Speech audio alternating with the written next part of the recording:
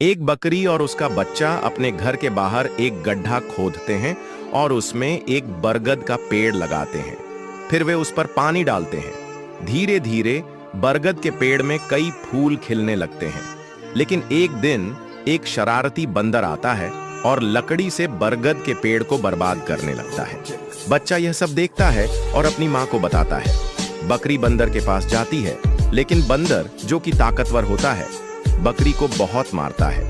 बंदर के प्रचंड वार से बकरी लड़खड़ाकर जमीन पर गिर जाती है। गुस्से में बकरी पुलिस को बुलाती है और उन्हें पूरी कहानी बताती है।